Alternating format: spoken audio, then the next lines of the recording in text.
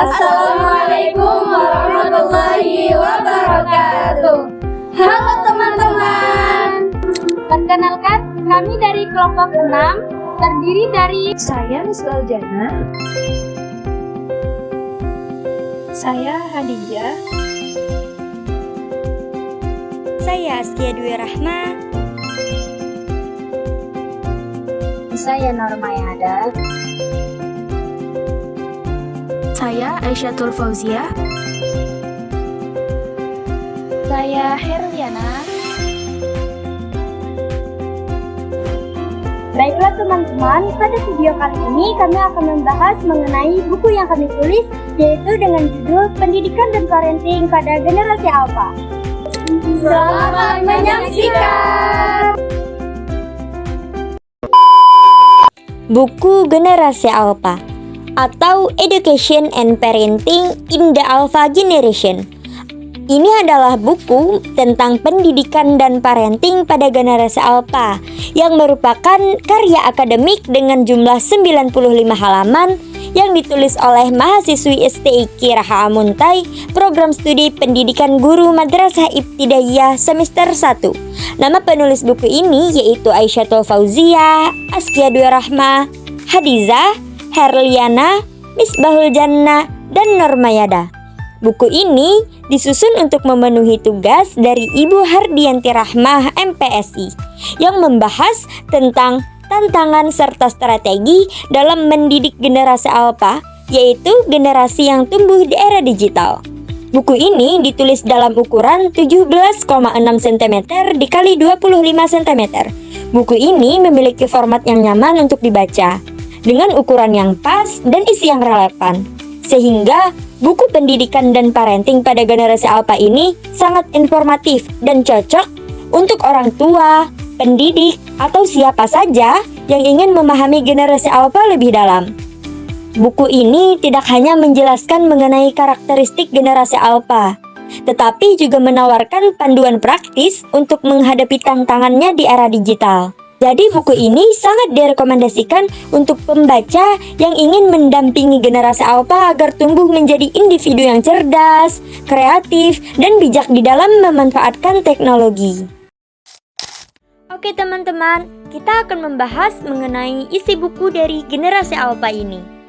Pada bab 1 buku ini mengajak kita untuk mengenal generasi Alpha, di mana generasi Alpha itu adalah kelompok anak-anak yang lahir di atas dari tahun 2010 hingga tahun 2024. Generasi ini dianggap sebagai penerus dari generasi milenial dan generasi Z. Namun mereka itu memiliki perbedaan yang mencolok, terutama dalam interaksinya dengan teknologi. Generasi Alpha ini tumbuh di era digital, di mana teknologi sudah menjadi bagian internal dari kehidupan mereka, menjadikan mereka sebagai digital native. Generasi ini dikenal lebih cerdas, cepat beradaptasi, dan mandiri dibandingkan dengan generasi sebelumnya.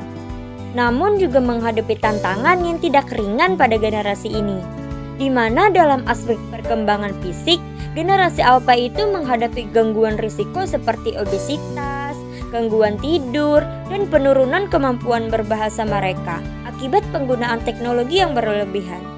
Secara kognitif, meskipun teknologi mendukung kreativitas dan akses informasi, namun penggunaannya yang berlebihan itu dapat menurunkan kemampuan literasi dan pemecahan masalah. Secara sosio-emosional, mereka cenderung individualis, kurang peka terhadap lingkungan, dan lebih suka berinteraksi secara virtual daripada langsung. Teknologi memainkan peran besar di dalam membentuk kehidupan generasi Alpha. Mereka itu tumbuh dengan perangkat digital sehingga mempengaruhi gaya hidup dan cara belajar mereka. Sisi positifnya, teknologi dapat meningkatkan kreativitas, keterampilan visual, dan kemandirian mereka. Namun, dampak negatifnya meliputi penurunan kemampuan sosial, penurunan konsentrasi, dan penurunan moral jika penggunaan teknologi tidak dibatasi. Jadi pada bab 1 ini memberikan gambaran lengkap tentang generasi Alpha sebagai generasi pertama yang tumbuh sepenuhnya di era digital. Potensi besar mereka dalam kreativitas dan adaptasi teknologi harus diimbangi dengan bimbingan orang tua dan pendidik, agar dampak negatif teknologi dapat diminimalkan dan potensi positif dapat dimaksimalkan. Pada bab 2 dalam buku ini menjelaskan tentang tantangan dan strategi parenting pada generasi alpha. Yang pada subbab pertamanya itu mengenai bagaimana pendekatan pengasuhan yang sesuai untuk generasi alpha, yaitu dengan menerapkan unsur-unsur dalam lingkungan keluarganya. Pertama, memberi kasih sayang yang ditunjukkan melalui kata-kata, sentuhan fisik, memberikan waktu untuk mendengarkan anak, dan memberi hadiah kepada anak. Kedua, mendisiplinkan yang bertujuan untuk membentuk karakter dan mengajarkan tanggung jawab pada anak. Ketiga, memberi pengajaran dengan memberikan motivasi pada anak untuk mendukung keputusannya. Keempat, menjadi teladan karena anak biasanya akan mencontoh perilaku sesuai dengan apa yang ia lihat. Pada subbab kedua, yaitu tentang tantangan parenting dalam menghadapi generasi alpha. Tentu saja, karena generasi alpha hidup di zaman teknologi yang sudah sangat berkembang. Tantangan parenting pada generasi alpha ini bermula dari 3 faktor utama, yaitu individu, lingkungan, dan keluarga. Generasi alpha adalah generasi yang terbiasa berinteraksi melalui media sosial dan gadget. Mereka mudah mengakses informasi dan berhubungan dengan orang lain. Namun sebaliknya, mereka kurang terbiasa bersosialisasi secara langsung. Tantangan pola asuh pada generasi alpha berpengaruh teknologi dari sisi positifnya, yaitu informasi yang mudah didapat, sedangkan dari sisi negatifnya, anak semakin sulit diatur dan dinasihati karena anak merasa seolah-olah tahu segalanya. Selanjutnya, faktor lingkungan dapat mempengaruhi anak. Apabila lingkungannya baik, maka anak akan mempunyai nilai-nilai positif. Namun sebaliknya, jika lingkungannya tidak baik, maka anak akan mempunyai nilai-nilai yang negatif. Pada bab 2, poin ketiga, di mana masalah perkembangan yang banyak terjadi pada generasi alpha, yang dimana membahas tentang berbagai tantangan yang dihadapi oleh generasi alpha akibat perubahan pola pengasuhan dan dampak teknologi digital. Nah, perubahan pola pengasuhan dan penggunaan teknologi yang berlebihan dapat mempengaruhi berbagai aspek perkembangan generasi alpha, seperti kemampuan bahasa, hubungan sosial, dan keseimbangan emosional. Tantangan ini memerlukan perhatian khusus dari orang tua dan lingkungan untuk memastikan perkembangan anak yang optimal. Pada bab 2, poin keempat, yaitu membahas tentang strategi parenting, yang dimana cara orang tua mengasuh, membimbing, dan mendidik anak. Mendidik generasi alpha yang dikenal dengan digital native merupakan tantangan kompleks karena mereka tumbuh dalam lingkungan serba teknologi. Orang tua harus memahami fenomena digital yang terus berkembang, mempelajari teknologi, dan mengedukasi diri agar dapat mendampingi anak secara efektif. Nah, beberapa strategi yang dapat diterapkan, yang pertama yaitu memberikan contoh positif.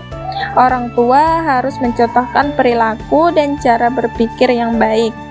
Yang kedua yaitu pengasuhan yang mendukung, yang dimana memberikan pengasuhan yang membuat anak mengembangkan rasa percaya diri dan rasa memiliki. Yang ketiga, penjelasan konsekuensi, mengajarkan anak tentang konsekuensi tindakan mereka serta dampaknya pada orang lain. Yang keempat yaitu standar realistis, yang dimana menetapkan harapan tinggi namun realistis serta mendukung anak dalam mencapainya. Yang kelima yaitu melibatkan anak, yang dimana mengikut sertakan anak dalam pengambilan keputusan keluarga dan pemecahan masalah untuk melatih pandangan kritis dan empati. Nah, dengan pendekatan yang tepat, hubungan yang sehat antara orang tua dan anak akan membentuk dasar untuk hubungan baik mereka di masa depan. Investasi dalam pengasuhan generasi alfa berarti mempersiapkan masa depan mereka serta generasi selanjutnya. Bab 2, poin kelima, strategi untuk membangun potensi-potensi pada generasi alfa. Nah, di sini berisi tentang strategi atau pola asuh orang tua dan guru membimbing dan mendampingi anak untuk melaksanakan tugas-tugas perkembangan menuju pada proses pendewasaan. Karena generasi alfa ini, peran orang tua dan guru sangat penting karena pada generasi ini anak tumbuh seiring dengan kemajuan teknologi. Ada beberapa strategi untuk membangun potensi-potensi pada anak generasi alfa. Yang pertama, orang tua dan guru dapat memanfaatkan teknologi seperti aplikasi edukasi, permainan interaktif, platform pembelajaran daring, dan sumber daya digital lainnya untuk meningkatkan keterlibatan dan minat belajar mereka. Mengenal baik setiap anak secara individual sangat penting. Guru dan orang tua perlu mengidentifikasi gaya belajar anak, minat mereka, serta kebutuhan belajar yang spesifik. Yang ketiga, mendorong kolaborasi antar anak dalam proyek-proyek pembelajaran dapat meningkatkan keterampilan sosial mereka. Membangun pengalaman belajar yang langsung terkait dengan kehidupan sehari-hari atau dunia nyata. Generasi alfa, yang kelima, generasi alfa perlu dibekali dengan keterampilan berpikir kritis, analitis, dan kreatif. Yang keenam, menciptakan lingkungan belajar yang inklusif, di mana setiap siswa merasa dihargai dan didukung. Yang ketujuh, menggunakan evaluasi formatik secara teratur, membantu guru dan orang tua untuk memantau perkembangan belajar anak secara terus-menerus. Bab 3, poin pertama, pendekatan dan metode pengajaran yang efektif. Nah, di sini berisi tentang pendekatan dan metode pembelajaran orang tua dan guru pada generasi alfa. Nah, potensi pada generasi alfa sangat unggul pada bidang teknologi. Namun, banyak sebagian generasi yang tidak kritis dan rentan menjadi korban hoaks dan teori-teori konspirasi yang jauh dari prinsip sains modern. Nah, pengembangan berpikir kritis siswa dimulai sejak tingkat sekolah dasar. Strategi pembelajaran merupakan pendekatan yang bertujuan untuk mengintegrasikan pengetahuan baru dengan pengetahuan yang sudah dimiliki peserta didik. Dalam strategi ini, pembelajaran dilakukan berbasis dalam pemecahan masalah sehingga mendorong peserta didik untuk aktif dalam proses pencarian informasi secara alami. Selain itu, pembelajaran juga dilakukan secara komparatif, di mana peserta didik diajak untuk belajar bekerja sama dalam kelompok sehingga menciptakan suasana belajar yang kreatif, inovatif, dan menyenangkan. Bab 3, poin kedua, yaitu peran institusi pendidikan karakter dalam mengembangkan potensi generasi alfa. Poin ini berisi pengembangan potensi generasi alfa yang tumbuh di era digital dan penuh teknologi. Dengan pendekatan holistik yang menggabungkan pendidikan akademik, sosial, dan emosional, serta pemanfaatan teknologi dan prinsip karakter yang kuat. Guru memiliki tanggung jawab besar untuk mempersiapkan siswa menghadapi tantangan masa depan. Pembelajaran berbasis masalah, kreativitas, dan keterampilan sosial menjadi kunci penting dalam pendidikan. Poin ini juga menggali kompetensi guru yang harus terus berkembang untuk mendukung keberhasilan generasi alfa di dunia yang serba cepat ini. Bab 3 pada poin ketiga yaitu membahas tentang peran pendidikan karakter dalam mengembangkan potensi generasi alfa. Poin ini berisi tentang pendidikan untuk generasi alfa tidak hanya mengajarkan pengetahuan dan teknologi, tetapi juga nilai-nilai karakter seperti kejujuran, tanggung jawab, dan empati. Pendidikan karakter membantu anak-anak mengelola emosi, menggunakan teknologi dengan bijak, dan siap menghadapi tantangan.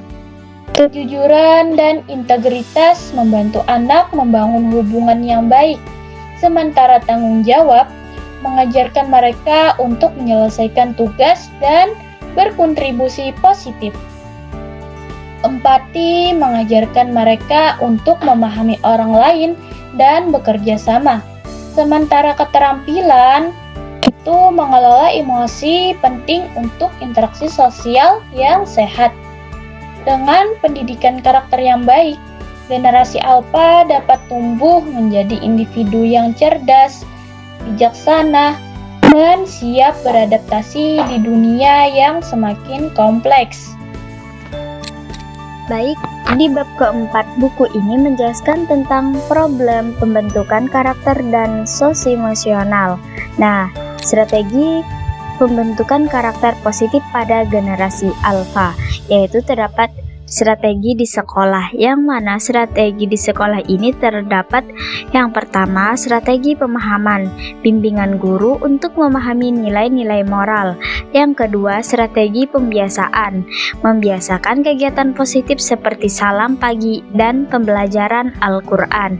Yang ketiga, yaitu strategi keteladanan, yang mana contohnya langsung dicontohi oleh para guru untuk bersikap religius. Nah, di sini ada pun strategi di keluarga dan masyarakat. Yang pertama yaitu mendampingi aktif. Orang tua mendampingi anak dalam aktivitas digital. Yang kedua, pendidikan literasi digital, mengajarkan anak menggunakan teknologi secara bijak.